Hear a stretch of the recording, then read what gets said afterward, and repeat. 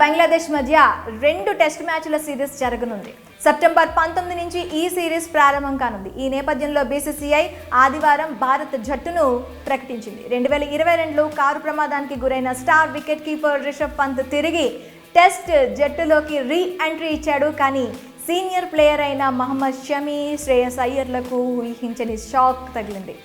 Yes Dayal, Akash Deep లాంటి వారికి టీంలో చోటు దక్కగా షమికి నిరాశ ఎదురైంది. అలాగే అయ్యర్కు కూడా మరి వీళ్లకు జట్టులో చోటు దక్కకపోవడానికి కారణం ఏంటో ఇప్పుడు తెలుసుకుందాం. బంగ్లాదేశ్తో జరగబోయే తొలి టెస్ట్ మ్యాచ్కు టీమిండియా జట్టును ప్రకటించింది. చాలా కాలం తరువాత టెస్ట్ జట్టులోకి పంత్ రీ ఎంట్రీ ఇస్తున్నాడు. అలాగే యంగ్ ప్లేయర్ యష్ దయాల్ తొలిసారి జాతీయ జట్టులోకి ఎంట్రీ ఇస్తున్నాడు.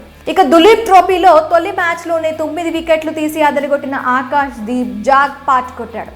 అయితే ఊహించని విధంగా సర్జరీ తర్వాత కోలుకొని ప్రాక్టీస్ మొదలుపెట్టిన మహమ్మద్ షమీకి జట్టులో స్థానం దక్కలేదు.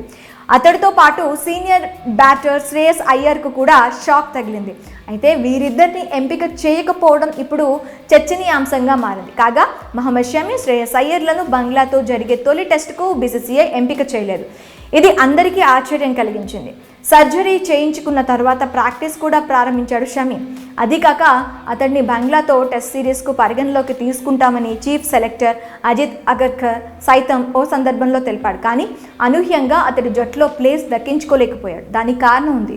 జాతీయ జట్టులోకి రావాలంటే దేశవాళీ క్రికెట్ ఆడాలన్నది ప్రస్తుతం బీసీసీఐ విధించిన రూల్. షమి దులీప్ ట్రోఫీలో ఆడలేదు, కానీ అక్టోబర్లో జరగబోయే రంజీ ట్రోఫీలో ఆడతానని ఇప్పటికే అతడు ప్రకటించాడు.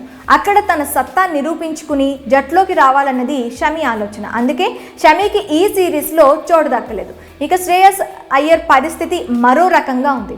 ఇంగ్లాండ్లో జరిగిన టెస్ట్ సిరీస్లో గాయపడిన శ్రేయస్ ఆ సాకుతో రంజీ ట్రోఫీ ఆడలేదు. దాంతో బీసీసీఐ ఆగ్రహానికి గురై సెంట్రల్ కాంట్రాక్ట్ను కోల్పోయాడు. అయితే ప్రస్తుతం దులీప్ ట్రోఫీ ఆడుతున్న అతడికి సెంట్రల్ కాంట్రాక్ట్తో పాటుగా జట్టులో స్థానం కల్పిస్తారని అందరూ భావించారు. కానీ ఊహించని విధంగా అయ్యర్కు షాక్ తగిలింది. గత ఐపీఎల్ సీజన్లో కోల్కతా నైట్ రైడర్స్ను విజేతగా నిలిచినప్పటికీ సుదీర్ఘ ఫార్మేట్లో దారుణంగా విఫలమవుతున్నాడు. ఇటీవలే ముగిసిన బుచ్చిబాబు ట్రోఫీలోనూ పెద్దగా ప్రభావం చూపించలేదు.